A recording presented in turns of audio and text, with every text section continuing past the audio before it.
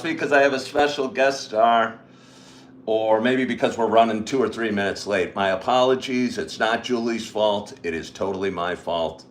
But hold on one moment. Good evening, good evening, good evening to you. My name is Ken Tracy, and this is Coffee with Ken. It is a special episode tonight. I have a special guest star, one Julie Flanagan, joining me this evening. Hi. Sorry.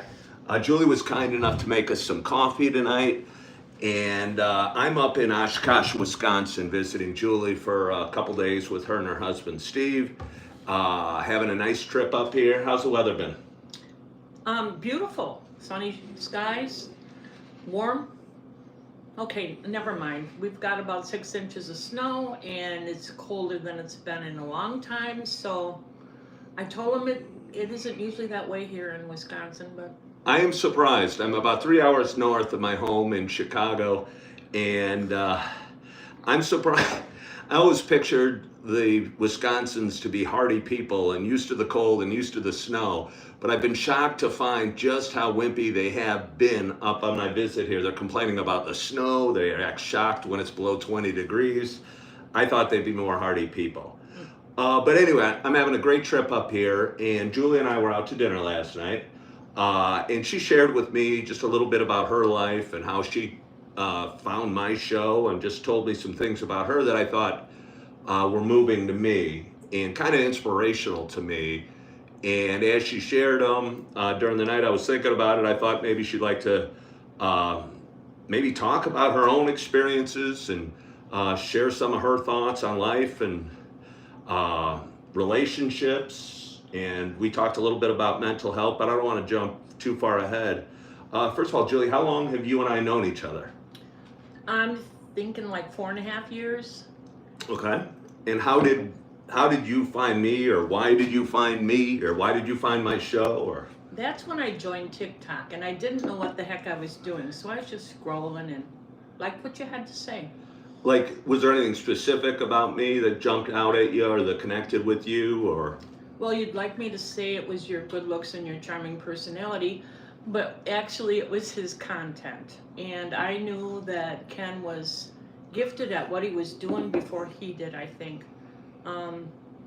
What he had to say daily, and he was going through some pretty hard times, I could relate to and empathize for him as he empathized for us. So that's how I found you. Okay. Was there anything specific, like you, and make sure you speak loud. I tend to talk loud, and I just want to make sure the audience can hear you. Hello, Ida, and hello, Chris, and hello, Alexandra. They're all excited to see us. Oh, nice. Yeah. But anyway, again, we were out to dinner last night, and you talked. I'm twice divorced, and I often bring that up, and heartbreak will often be a subject of it, and I think that's part of the reason that I connect with you so well. I'll lean on you and ask. I consider you kind of like the big sister I've never had, and I will go to you for your thoughts and your wisdom and your experiences. And you shared with me some specifics of your life and what you've been through, and how you had hard times, and how you are, I think you said you're in the happiest spot you've ever been. Would you like to share that with our audience at all? Beginning at the happiest spot or at the beginning? Well, start at the beginning. All Beginning. Let's just see where it goes. Well, I am also, I'm once divorced and in a long-term relationship the second time in 11 years. And I met my husband, the first one, when I was in college, actually the very first day of college. Where'd you go to school? Stevens Point. Oh, okay. Yeah. And he said to me, if you don't want to move to Wyoming, don't get together with me, because that's where I'm going. So we did. So you were both from the Wisconsin area. Where'd you grow up? Fond du Lac, and he grew up in Chippewa Falls. And is that okay? All right, yeah. They drink a lot of beer up here. They can't handle the cold weather, but they still do drink a lot of beer. You met at UW Stevens Point, and he told you right off the bat he wanted to move to Wyoming? Yep, right off the bat, and I was adventurous and very young, so I said yes. Were you from the mountains or Rockies? Did you go there as a Never kid? had been there. Never had been out of Wisconsin. So, What was your, can we give him a name? John, Oh, John, I'm sorry. What was John's draw to Wyoming? he had camped out there a lot as a kid with his mom and dad, gone to Yellowstone, and he just said that, and he was a wildlife biologist to start with, so he wanted to go out there and work. Okay. And how long were you and John married? 26 years. How many kids do you have? I have 2 kids, old and a little younger. Do we want to give them names? Rob and Patrick. Rob's 48, Patrick is 40. Oh, we didn't have to share the years. We didn't have to share the years. I know that's whatever. As Julie shared with me, she had her first son when she, what did you say, 12 last night? Yeah. She said she was 12 years old when she had her first son. Right. Okay, so you have 2 kids. How long were you and John married? 26 years. Wow. 20, I'm going to say 22 of those were good. They were tough because I lived away from my family and I had to struggle with that. But basically raising our 2 kids in Wyoming was really wonderful. And Whereabouts in Wyoming were you? Lander, kind of in the middle of the state toward, well, actually not too far from Yellowstone and Grand Tetons. So it was a beautiful place to raise kids. No MTV, very little radio, very little TV at all. 2 channels, black and white. I know I sound like I'm walking to school in snowbanks and uphill and yeah, no. That was our life in Wyoming. How was your son's childhood out in Wyoming? I mean, they like it? Do they still talk fondly about it? Both of them wish they lived there. Okay.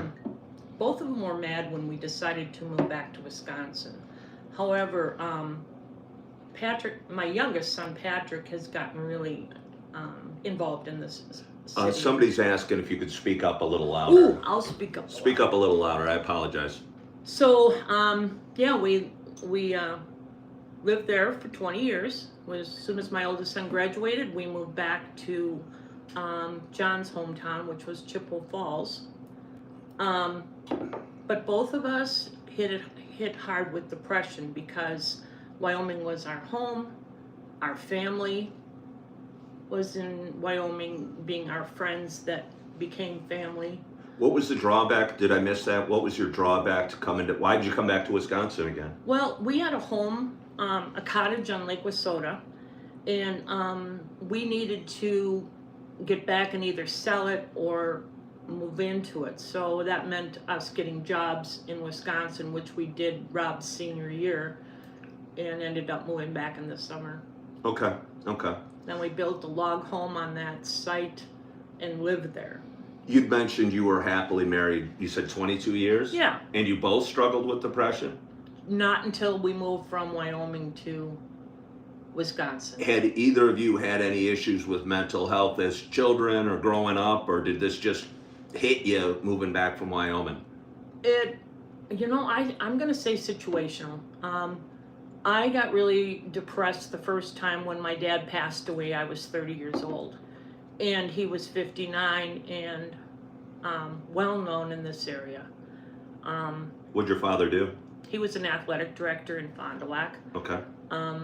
So that was tough for me. I had to live in Wyoming and didn't have any support, so I went into a pretty bad depression at that time.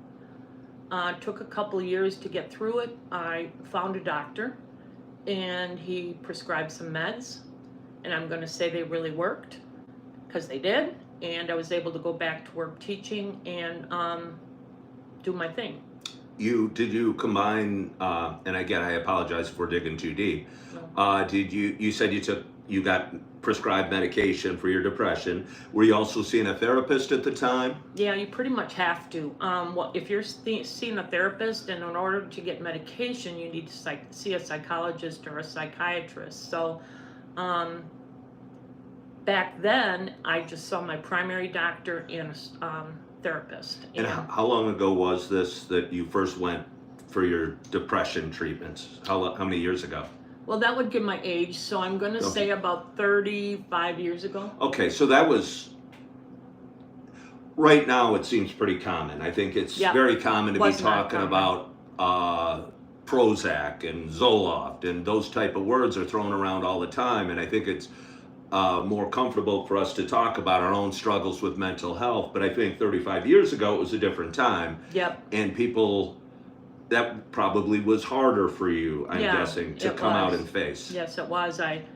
Some people just thought I was crazy or moody, or I don't know. I lost a lot of people in my life because they didn't want to be friends with me anymore. So that I was a downer, that's for sure. But I also became close to God at that time, and that really helped get my feelings out and feeling better again. Somebody's asking, what grade did you teach? What were you teaching? I actually taught the deaf, so I taught many different grades, anywhere from kindergarten all the way through high school. Because in Wyoming there aren't that many kids, so that's all. I had kids from all ages. Did you find, not obviously, but did you find teaching rewarding? Oh, I loved it. I absolutely loved it. I think that I chose the right career, so when I became depressed and didn't want to do it anymore, I couldn't even go to work. And that was my happiness, that and my kids, and I didn't really do anything with either one of them. I just had to crawl in a hole. So you mentioned you had 22 years happy, but you and your husband, John, both struggled with depression when you moved back. Right. I know firsthand how hard it is just to have one person in a couple dealing with that. Can you describe how it was having both of you kind of in the muck or the mire, and neither of you able to lift the other one up? Right. We were, it kind of started after about a year. Talking plenty louder. Okay. It kind of started after about a year that we were back, and John was just real involved with work and old friends that he had since high school, and spent a lot of time going out, and I didn't see much of him, and I didn't know anybody because I didn't grow up there. So I just went to work and came home every night to actually just to Patrick, because Rob was still in Wyoming going to college. When you say going out, are you talking, if I may pry and I apologize, bars, drinking? Is that what you're talking? Yeah, that's the thing they do, or we do here in Wisconsin. We head out to the bars or whatever. But when you've got children at home and it's the work week, it got kind of. And he also visited friends, so. We might be peeling off layers of the onion deeper than I expected to peel. Actually, he didn't do anything bad. He just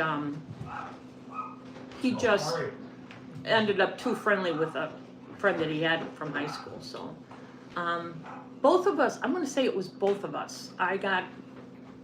I was so depressed, nobody could even be around me, and John was depressed, so he was getting away from me.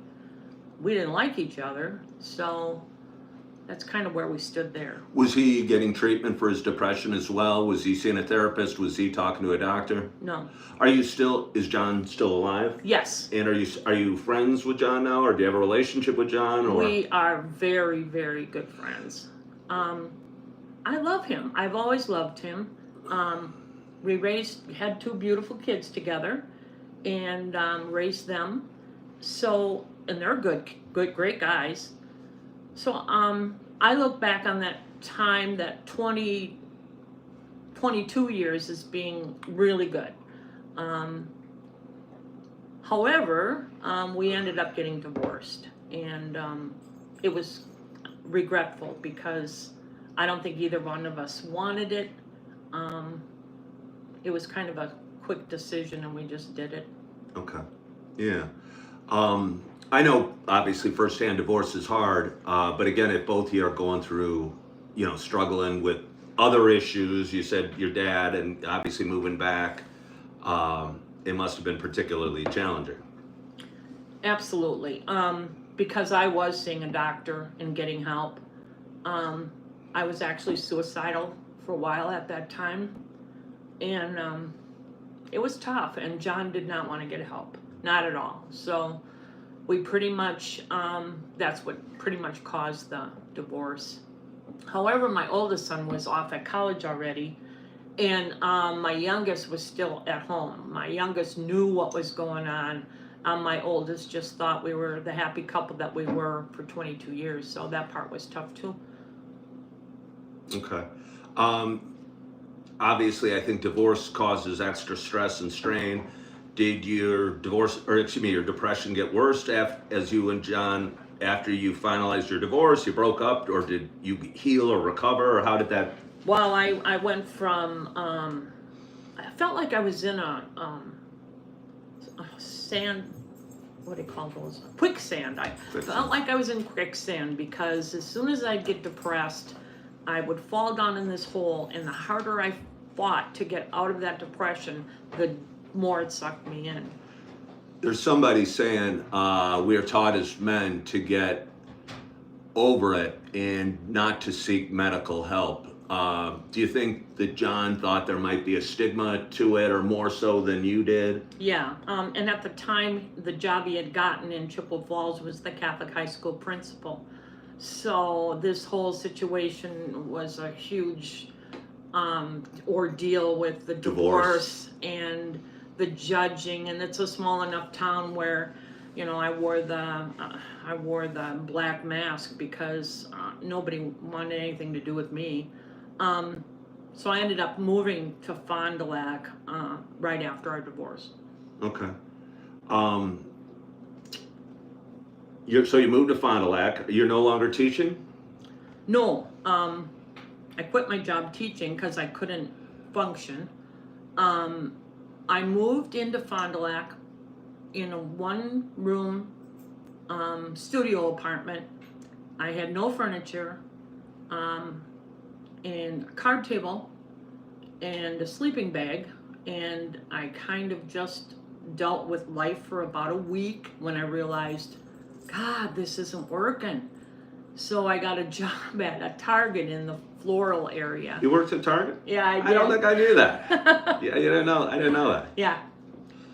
And kind of worked my way out of that hole, but not before hitting so deep that I actually checked myself in to a facility.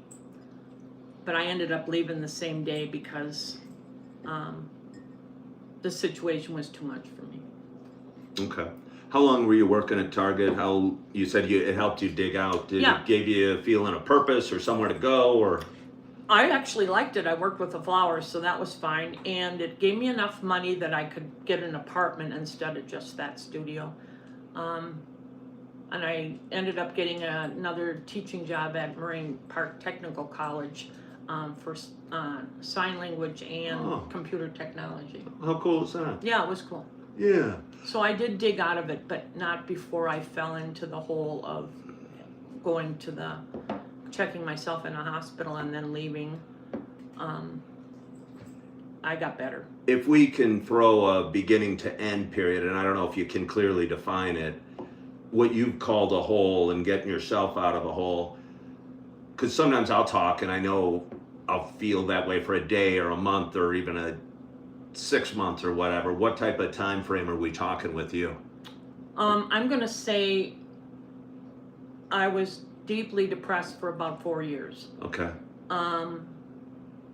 When I moved back to 4 years, and getting help for probably 3 of those years.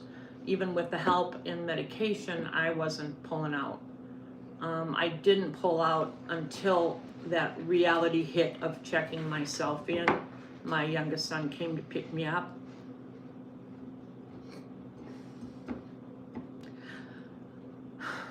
He said, "Mom, you're not going back."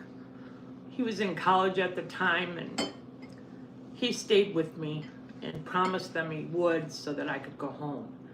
Believe me, I pulled myself up by my bootstraps and I said, "You got to get your ass going because you've got 2 kids and you're going to have grandchildren someday, so let's get our act together here." And I pulled out.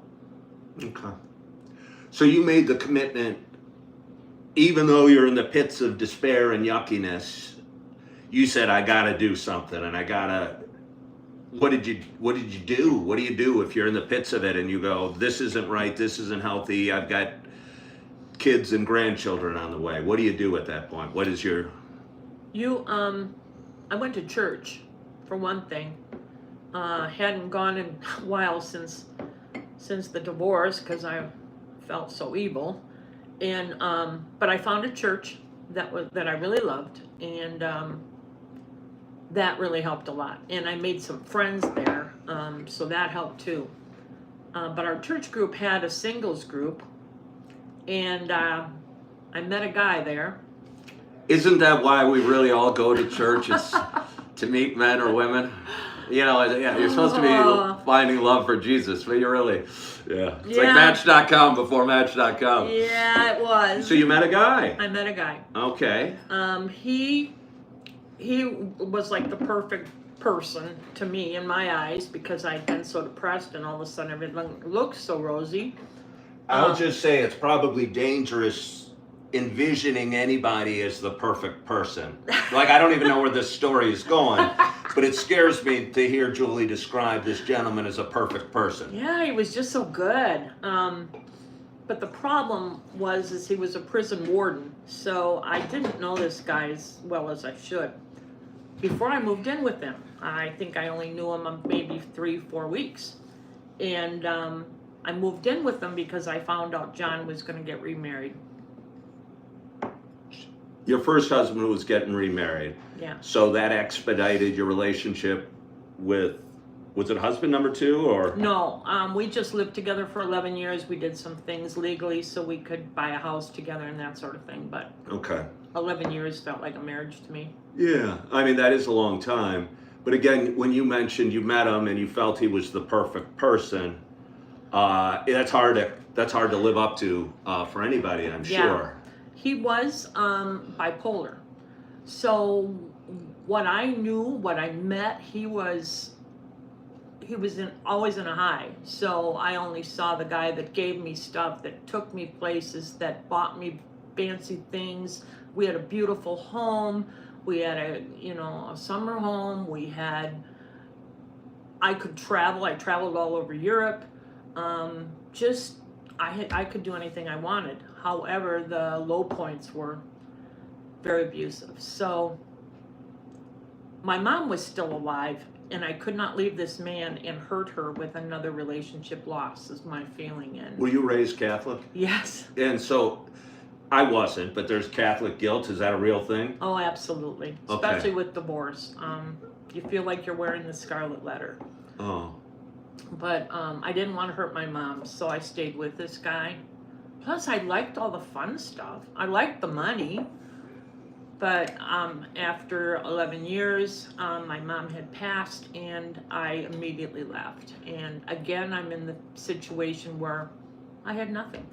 So you'd mentioned abuse during this period, but you didn't use the word depression or No. holes or digging out or... Right. I don't feel the despair. I feel it might have been a volatile time, but I don't hear the despair words that you were using when near the end of the first relationship. I think it was more pain Yeah. and hurt and embarrassment. I don't think I fell into the sand pit at that time. I just had too many friends and too many people supporting me. And you were going to church at this time? And going to church. And you continued to go to this church group Yes. during the second relationship? Right. And even after I left him. So I left him and ended up, again, financially wiped out.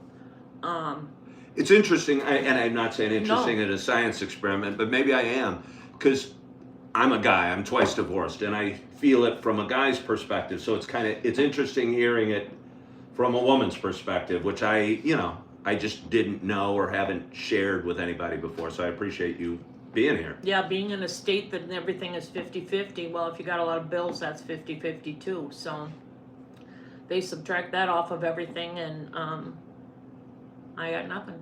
Yeah. How, so you guys were together 11 years. Your first marriage was 26 years. What'd you do next? I mean, I'm not hearing depression. I'm hearing resolve almost. And you got nothing, but you've done this before. You've been there before. Where do you go from there? I still relied on my counseling. I'm going to say, once you're depressed, once you know that you are suffering from depression, and if you can't get through it with help, with just counseling, or not just counseling, but with counseling and that of a doctor, I know Ken probably doesn't agree with me, but medication is what solved it for me, and the counseling. So I'm glad I had that medication in me. I think that's how I dealt with it. I still had counseling, so that's how I dealt with it. I was actually proud of myself that I got out of that relationship, rather than with my marriage. That was devastating.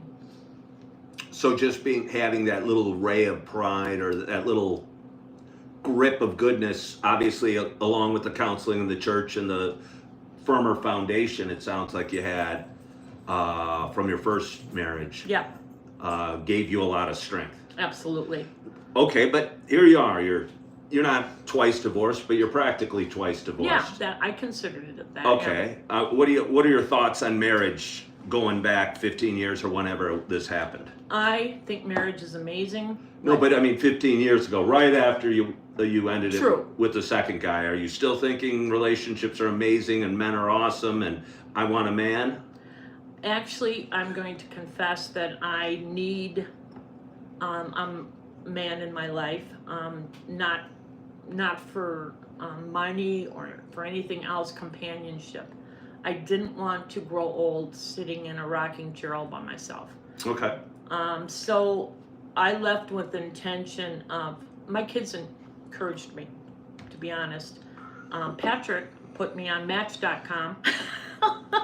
Patrick, your youngest My son, youngest son, yeah, Mom, you need to find somebody that'll treat you good.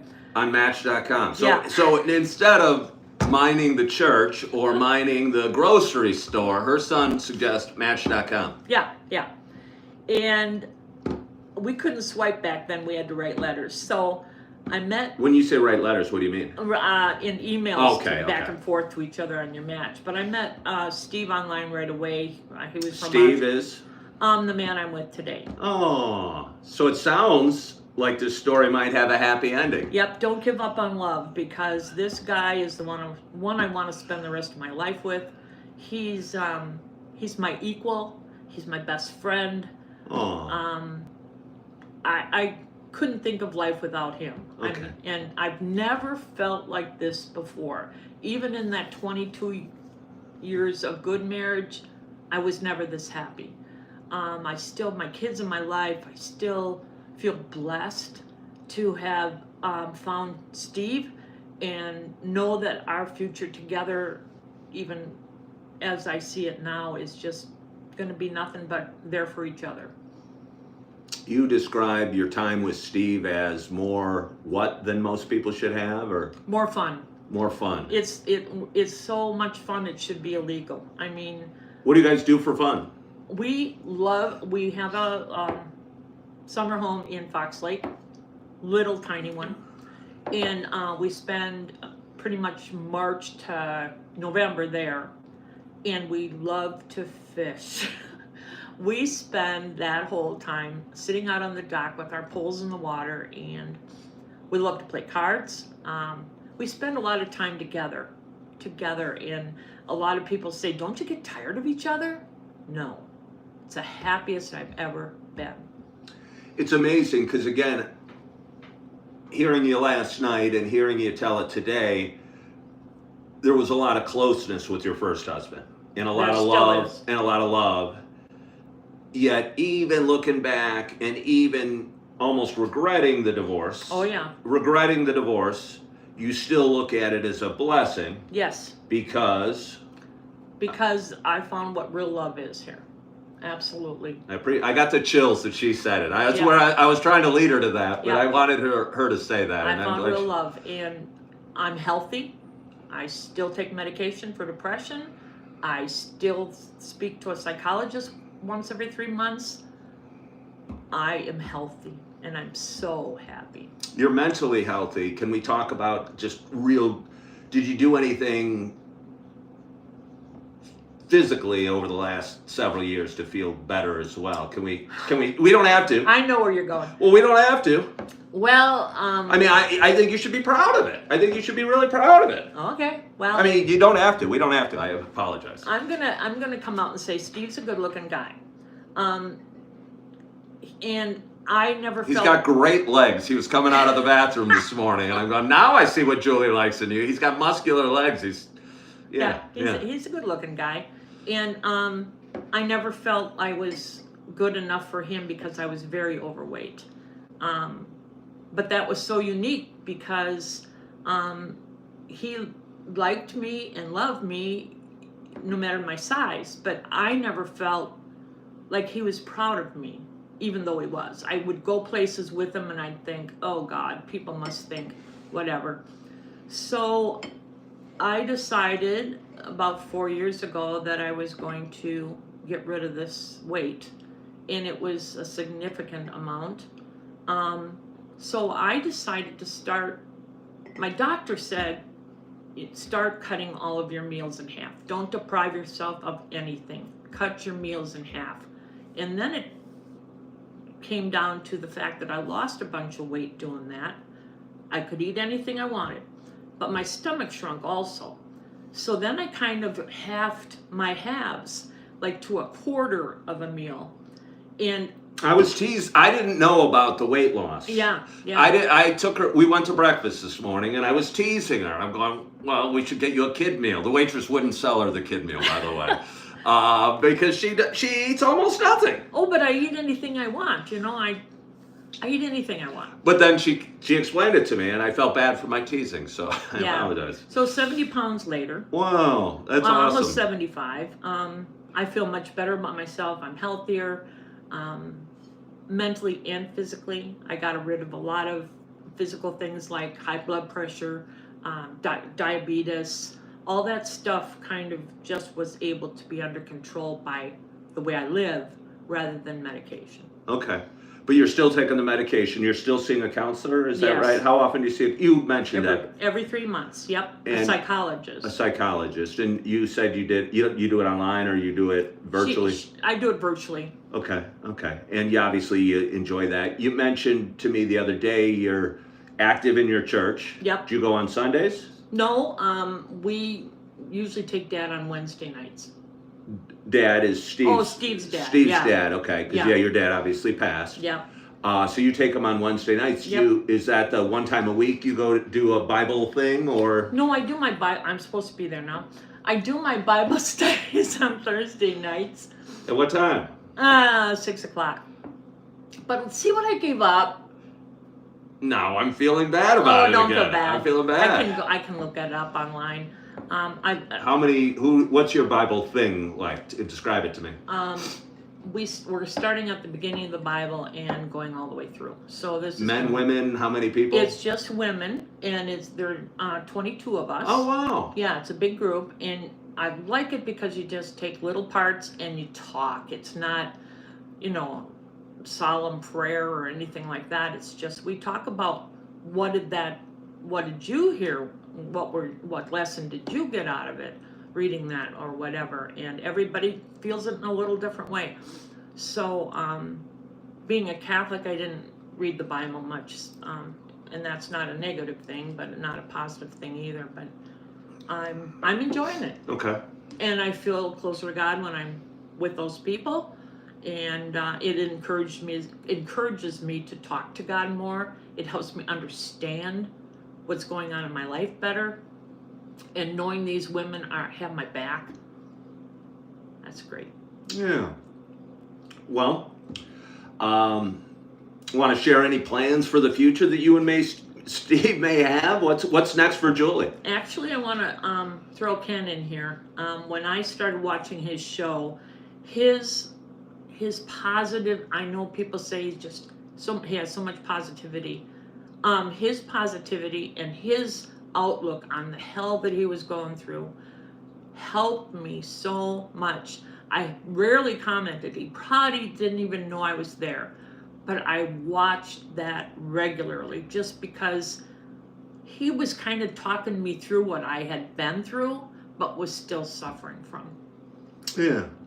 I hope that it's great to hear, because I often say I hope it matters, and I'm hoping somebody's relating to what I'm talking about, and it's good to hear you say that. I mean, it's unfortunate, obviously, you were feeling the same feelings, but it feels good to know we're connecting, because that's my hope, I guess. Well, the thing was, you asked me to be a sub about the third. A sub, a moderator? A moderator. How's your moderator experience been? How much do you make as my moderator? Oh my God, I'm just dripping in money. No, but seriously, Nothing. they don't get paid. No, nothing. Do you have people reach out to your accounts and say mean things to you from time to time? I did on TikTok. I actually had people make another site under my name and to make fun of the fact that I'm helping him out. I'm not helping him out. He gets no money from me. Well, here we are. I don't have it. You're helping me out. We're Yeah, here. We're here. right. And I lean on her and I call her a lot. And sometimes she's been there for me at like 2 a.m. I have literally called her at 2 a.m. And I will answer. Yeah, she's a sweet lady, so I should give out her number. I'll sell her number. She'll get calls. Stephen, or she will, whatever. But so okay, you're living a good life. You have a lake house. You're here in Oshkosh. I guess you got 2 beautiful sons. How many grandkids? 4 grandkids, 2 with each. One is getting married. My oldest son, Rob's daughter's getting married in August. Okay. Yeah, and I've got my oldest grandson is playing baseball at University of Wisconsin Stout. Okay. And then I've got 2 with my youngest son, Patrick, and Rachel. The oldest one is 16, and we are best friends.